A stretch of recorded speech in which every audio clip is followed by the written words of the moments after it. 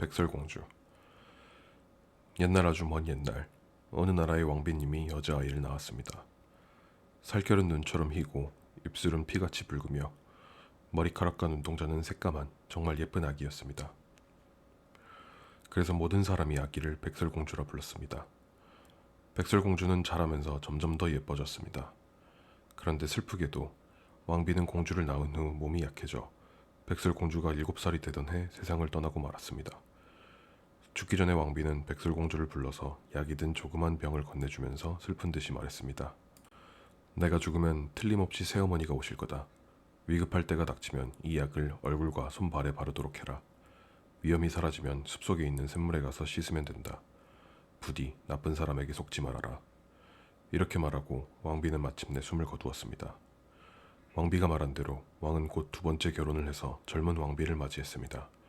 새 왕비는 무척 아름다운 분이었지만 우쭐거리기를 잘하고 시기샘이 센 사람이었습니다. 왕비는 백설공주가 천사 인형처럼 예쁜 것을 본 후로는 왠지 마음이 편치 않았습니다. 그런데 새 왕비는 신기한 마법의 거울을 하나 가지고 있었습니다. 왕비는 마법의 거울을 들여다보면서 물었습니다. 거울아 거울아, 이 세상에서 누가 제일 예쁘니? 그러자 거울이 대답했습니다. 이 세상에서 가장 아름다운 사람은 왕비님입니다. 정말이냐? 백설공주도 예쁘잖니? 그렇지만 백설공주는 아직 어린애입니다. 왕비님과는 비교가 되지 않습니다. 왕비는 거울의 대답을 듣고 안심을 하였습니다. 왜냐하면 이 거울은 절대로 거짓말을 하지 않기 때문입니다. 한편 백설공주는 무럭무럭 자랐습니다. 몇 년이 흐르는 사이에 백설공주는 가슴도 솟아오르고 여자다워졌습니다.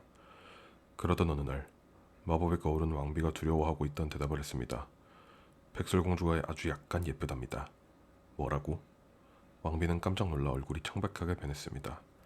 간신히 기운을 차린 왕비는 이제 더 이상 거울에게 묻지 않기로 하고 얼마 동안 거울을 옷장 깊숙이 넣어두었습니다. 이 얘기를 친절한 시녀 하나가 백설공주에게 알려주었으나 백설공주는 어머니가 준 작은 병을 생각해내지 못했습니다. 얼마 후 왕비가 다시 거울에게 물었을 때 거울의 대답은 청천벽력과도 같은 것이었습니다. 왕비님은 아름답습니다. 하지만 백설공주는 1000배나 더 아름답습니다. 왕비의 얼굴은 분노와 굴욕으로 얼룩지고 눈은 짙은 보랏빛으로 타올랐습니다. 왕비는 곧 산지기를 불러 백설공주를 죽이고 그녀의 심장과 간을 증거로 가져오라고 명령했습니다. 산지기는 백설공주를 숲으로 데리고 가서 칼을 꺼내 찔러 죽이려 했습니다.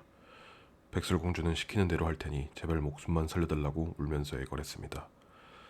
그러나 산지기는 거리낌 없이 백설공주를 발가벗겨 농락한 다음 목을 졸라 죽이려고 했습니다. 바로 그 순간 숲을 속에서 갑자기 멧돼지 새끼가 달려나왔습니다. 산지기는 마음이 변해서 멧돼지 새끼를 죽이고 심장과 간을 가지고 돌아갔습니다.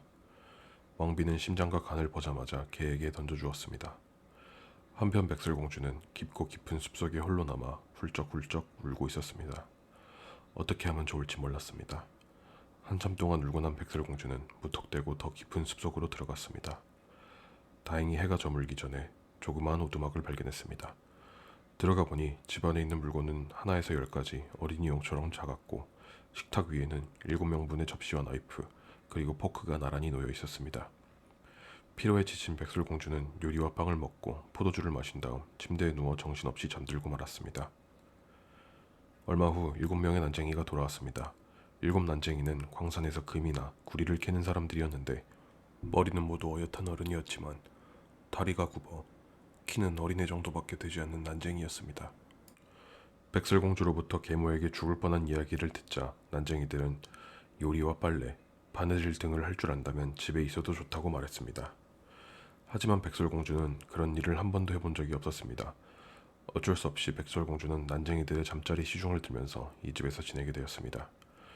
백설공주는 살결이 눈처럼 흰 미인인데다 타고난 성품이 고분고분했기 때문에 나이에 비해서 금세 침실 기술에 능숙해졌습니다. 이렇게 해서 난쟁이들과 백설공주는 즐거운 나날을 보낼 수 있게 되었습니다. 다만 낮 동안에는 백설공주 혼자서 집을 지켜야 했기 때문에 그것이 난쟁이들에겐 걱정거리였습니다. 네가 이곳에 있는 것을 마음씨 나쁜 계모가 알게 되면 틀림없이 죽이러 올 거야. 그러니 누가 오더라도 절대로 집안에 들어오게 해서는 안 돼. 입에 신문이 나도록 주의를 준 다음 난쟁이들은 일을 하러 갔습니다. 한편 왕비는 백설공주를 죽였다고 생각하고 이제 자기보다 아름다운 여자는 이 세상에 없다고 안심하고 있었습니다. 그런데 마법의 거울에게 물었더니 하늘이 무너지는 것 같은 놀라운 대답을 하는 게 아니겠습니까? 숲속의 난쟁이 집에 살고 있는 백설공주가 1000배나 더 아름답습니다. 왕비는 모든 것을 알아차리고 걷잡을 수 없이 나쁜 마음이 솟구쳤습니다. 그래서 재빨리 물건을 파는 노파로 변장한 다음 숲속의 난쟁이 집으로 찾아갔습니다.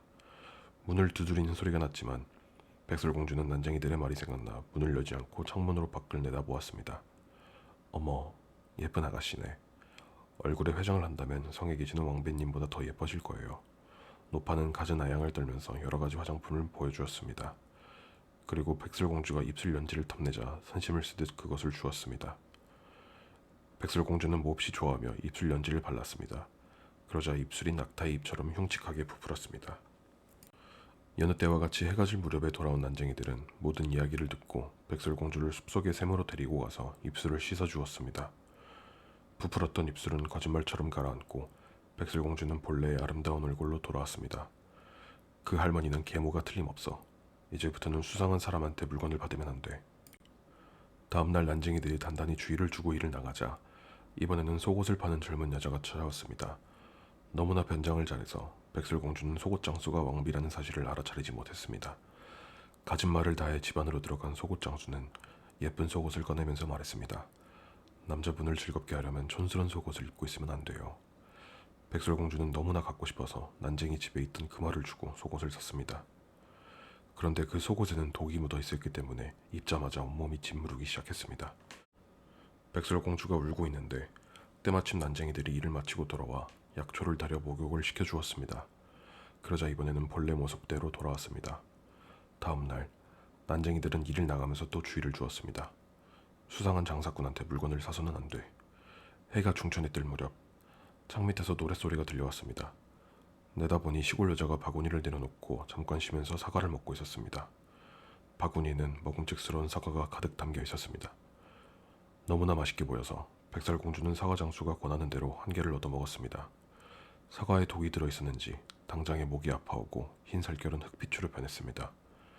왕비는 정치를 드러내고 비웃으며 말했습니다. 너는 정말 어리석구나.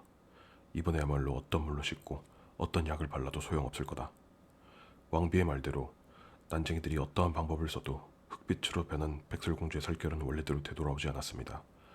난쟁이들은 한 점을 내쉬며 푸념을 했습니다. 적어도 네가 미모의 반만이라도 똑똑했다면 이렇게 되진 않았을 텐데. 백설공주가 눈이 붓도록 울고 있을 때 이웃나라의 왕자가 우연히 그곳을 지나가게 되었습니다. 젊고 씩씩한 왕자는 백설공주의 불행한 이야기를 듣자 동정과 정의감에 불탔습니다. 그리고 자기의 사랑으로 기적을 일으켜 백설공주는 원래 모습대로 고쳐놓겠다고 맹세했습니다. 왕자는 마음씨 나쁜 왕비에게 따끔한 맛을 보여주겠노라고 큰소리친 다음 서둘러 성으로 달려갔습니다. 성에 도착하자 지금까지 보지도 듣지도 못한 우아하고 기품 있는 왕비가 나타나서 왕자를 환대해 주었습니다.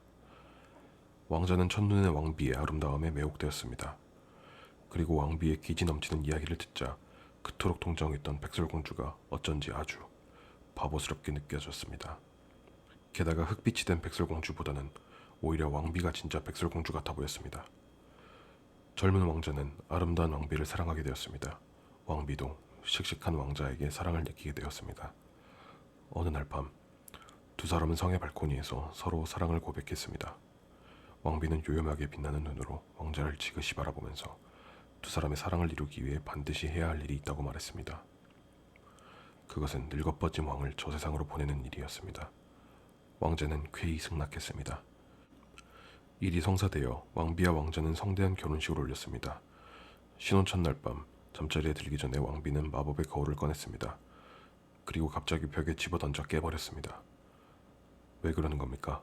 새 왕이 묻자 왕비는 빙긋 웃으며 대답했습니다. 오랫동안 나에게 붙어있던 악령을 처리한 것뿐이에요. 한편 백설공주는 흑빛으로 변한 살결이 본래 모습으로 더러워지 않아 슬퍼하다가 비로소 돌아가신 어머니에게 받은 작은 병을 생각해냈습니다. 하늘에라도 오를 기분이 되어 병에 든 약을 얼굴과 손발에 발랐습니다. 그러자 흑빛이 가시기는커녕 더 지저분한 검푸른 빛으로 변했습니다. 그것은 살결을 까맣게 하는 약이었습니다. 그렇지만 백설공주의 인생이 그다지 불행했다고 말할 수는 없습니다. 백설공주는 숲속의 난쟁이들 집에서 부지런히 일하고 많은 아이를 낳아 모두 금실 좋게 살았다고 합니다.